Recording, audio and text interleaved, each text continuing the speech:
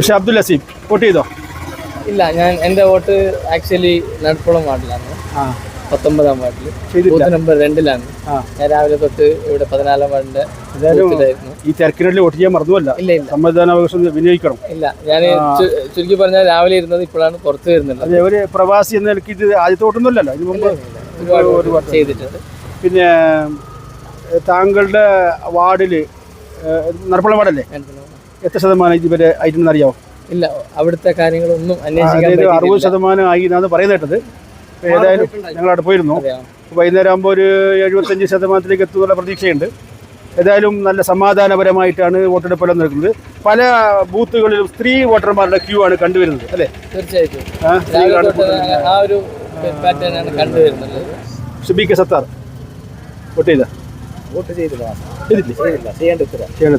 CH Khader vote ചെയ്തോ? ഒന്ന് കാണിച്ച്. ഏത് ബൂത്ത്?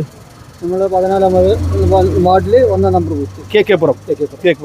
നമ്മൾ വോട്ട് ചെയ്ത സാധ്യതയുണ്ട്. ഓക്കെ, എല്ലാവിധ ആശംസകളും. Okay, thank you. TK Anwar vote ചെയ്തോ? ഇല്ല സാർ, വോട്ട് ചെയ്യാൻ വേണ്ടി പോകുന്നുള്ളൂ. കേരള മാപ്പിള കലാ അക്കാദമിയുടെ ചാപ്റ്റർ സെക്രട്ടറിയാണ് അൻവർ, TK അൻവർ. വോട്ട് ചെയ്തിട്ടില്ല.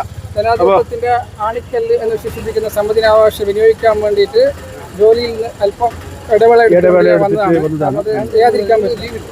നമ്മളെ പറഞ്ഞാല് തീർച്ചയായിട്ടും ഒബ്സർവർമാരടക്കം താമസിക്കുന്നത് അവിടെയാണ്. അപ്പോൾ അവർക്ക് വേണ്ട സൗകര്യങ്ങളൊക്കെ ഒരുക്കി കൊടുക്കേണ്ട ബാധ്യത, ഉത്തരവാദിത്വം നമുക്കാണ്. മൊഗ്രാൽ ടൗൺ വാർഡ് അല്ലേ?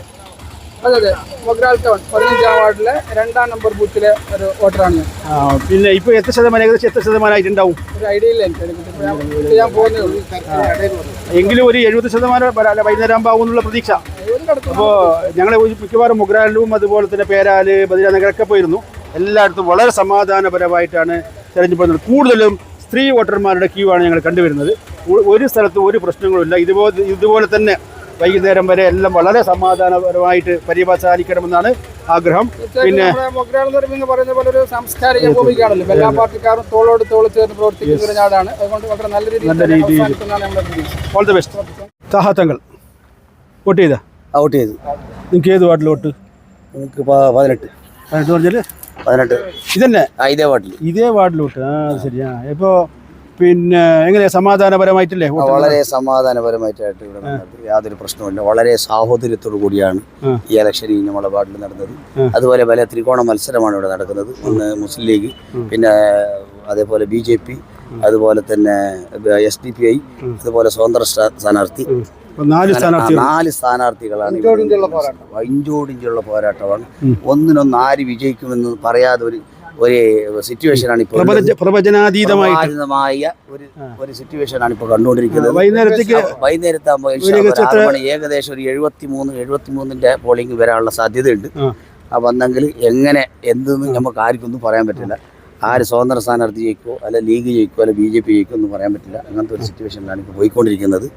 അപ്പോൾ ഇന്ന് വൈകുന്നേരം എല്ലാ സ്ഥാനാർത്ഥികളും വെടിവെട്ടിക്കാം. മറ്റേ നാള് ഒരേ പാർട്ടിക്കാണ് വെടിവെട്ടി പറ്റുന്നത്. ഏത് ജയിച്ചാലും കുമ്പള പഞ്ചായത്തിന് സമഗ്ര വികസനത്തിന് വേണ്ടി പ്രവർത്തിക്കും.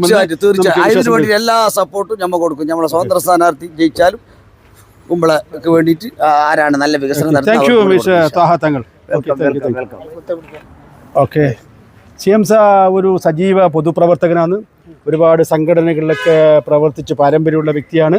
ആ നിലക്ക് CM ഹംസ തൻ്റെ സമ്മതിദാനാവകാശം വിനിയോഗിച്ചു അല്ലേ? താങ്കളുടെ അഭിപ്രായത്തിൽ ഈ പിന്നെ റെയിൽവേ സ്റ്റേഷൻ വാർഡിൽ എൻ്റെ വിജയ പ്രതീക്ഷ എങ്ങനെയാണ്? ഇവിടെ ഏകദേശം 1300 വോട്ടുണ്ട് എന്നാണ് നമ്മളെ മുമ്പത്തെ കണക്കനുസരിച്ചിട്ട് കാണുന്നത്.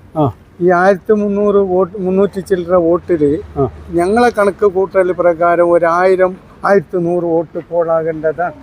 പക്ഷെ ഇപ്പൊ നമ്മൾ സ്റ്റില്ല് 1000 വോട്ട് പോളായിട്ടുണ്ട് 2 ബൂത്തിലോട്ട്. അപ്പൊ 1000 പോളായിട്ട് ഇനി നമ്മളെ കണക്ക് കൂട്ടൽ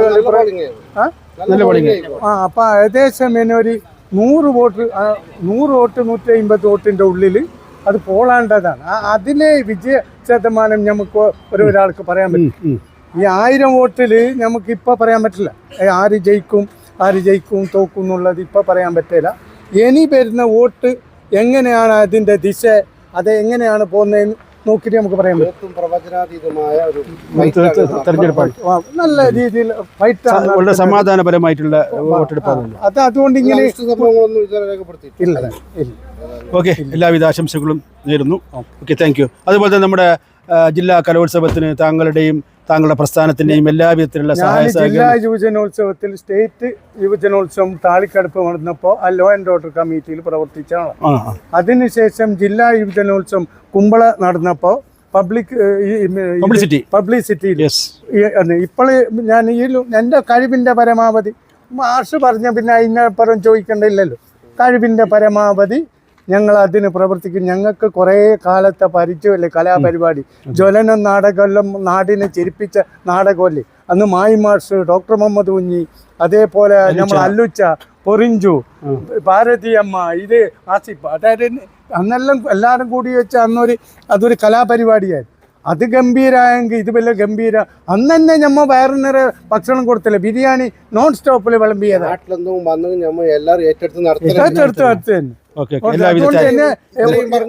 എല്ലാവിധ സഹകരണങ്ങളും ഉണ്ടാകുമെന്ന് പ്രതീക്ഷിക്കുന്നു. Thank you mister CM Hamsa. Okay,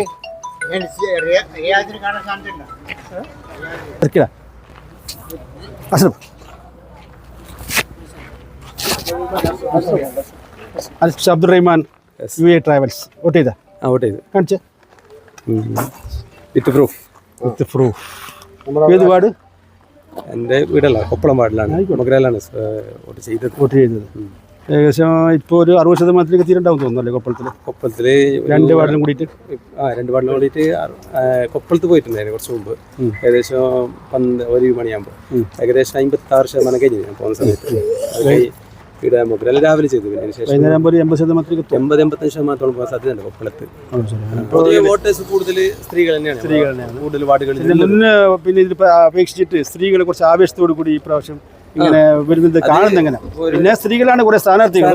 അല്ല, സ്ഥാനാർത്ഥികൾ മാത്രമല്ല, അതിൽ ഒരു 3 കാരണങ്ങൾ കൊണ്ടാണ് സ്ത്രീകൾ. ഒന്നെന്തല്ലെങ്കിൽ പൊതുവെ ഇലക്ഷൻ എന്ന് പറയുന്നത് തന്നെ ജനാധിപത്യത്തിന്റെ മഹോത്സവം ഗ്രാമത്തിലാകുമ്പോൾ കൂടുതൽ. പിന്നെ മുമ്പുണ്ടായ എങ്ങനെയെന്നില്ലെങ്കിൽ കാലാകാലങ്ങളായിട്ട് ഒരേയിലേക്ക് വോട്ട് ചെയ്യുന്ന അങ്ങനത്തെ ഒരു സിസ്റ്റം ഉണ്ടായിരുന്നു. ഇന്നത്തെ ജനങ്ങളെല്ലാം ഈ പഞ്ചായത്ത് തെരഞ്ഞെടുപ്പില് ഈ പാർട്ടിക്കല്ല പ്രാധാന്യം, പിന്നെ തീർച്ചയായിട്ടും അങ്ങനെയാണ് പൊതുവെ കണ്ടുവരുന്നത്. അങ്ങനെയാണ് ഈ നിയമസഭാ ഇലക്ഷനാകട്ടെ ലോക്സഭാ ഇലക്ഷനാകട്ടെ ഒരു പ്രത്യേക പാർട്ടി കൊടുക്കും. ഇതങ്ങനെയല്ല. ഇപ്പൊ നമുക്ക് സുപരിചിതമായ നമുക്ക് എന്തൊക്കെ ഗുണങ്ങൾ ആ സ്ഥാനാർത്ഥിയിൽ നിന്ന് കിട്ടും, അങ്ങനത്തെ ആൾക്കാർക്ക് വോട്ട് കൊടുക്കും സാധാരണയായിട്ട് കണ്ടുവരുന്നത്. അങ്ങനെ തന്നെ വേണ്ടത്. ആര് ജയിക്കട്ടെ, നമ്മുടെ പഞ്ചായത്തിന് സമഗ്രമായ വികസനത്തിന് വേണ്ടി എന്തൊക്കെ ചെയ്യാൻ പറ്റും, അതാണ് നമുക്ക് ആവശ്യം. അതോടൊപ്പം തന്നെ ഞാൻ വേറൊരു കാര്യം കൂടി പറഞ്ഞോട്ടെ. മൊഗ്രാൽ സ്കൂളിൽ വെച്ച് നടക്കുന്ന കാസർഗോഡ് ജില്ലാ റവന്യൂ സ്കൂൾ കലോത്സവത്തിന് നിങ്ങളുടെ എല്ലാവരുടെയും സഹായങ്ങളും സഹകരണം ഉണ്ടാകുമെന്ന് പ്രതീക്ഷിക്കുന്നു. എല്ലാവർക്കും എല്ലാവരെയും ഓക്കെ, താങ്ക് യു.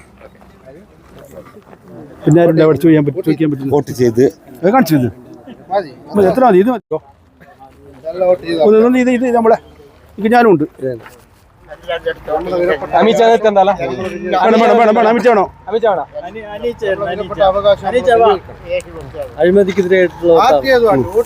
അഴിമതിക്കെതിരെയുള്ള വോട്ടാണ്. ആർക്കെതിരായിട്ടുള്ള വോട്ടാണ്?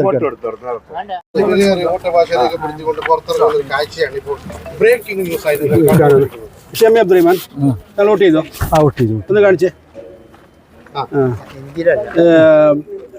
പുതിയതായി, അതായത് റെയിൽവേ സ്റ്റേഷൻ വാർഡിലാണ് താങ്കൾ വോട്ട് ചെയ്തത്. ഏകദേശം താങ്കൾ എത്ര ശതമാനമായിട്ടുണ്ടാവും? ഏകദേശം നമുക്ക് ഒരു 65 കഴിഞ്ഞിട്ടുണ്ടാവില്ലേ? എങ്കിലും 70 കഴിഞ്ഞു. 60 കഴിഞ്ഞു. ഒരു 80-ലേക്ക് എത്തും തോന്നുന്നല്ലേ? 80-ലേക്ക് എത്തും തോന്നുന്നു. വൈകുന്നേരം ശക്തമായ പോരാട്ടം നടക്കുന്ന ഈ വാർഡ്, ഒരു ശക്തമായ പോരാട്ടം നടക്കുന്ന ഒരു വാർഡാണിത്. തീർച്ചയായിട്ടും ഇത് ബദരിയ നഗർ വാർഡെല്ലാം ശക്തമായിട്ട് പോരാട്ടം നടക്കുന്ന വാർഡാണ്.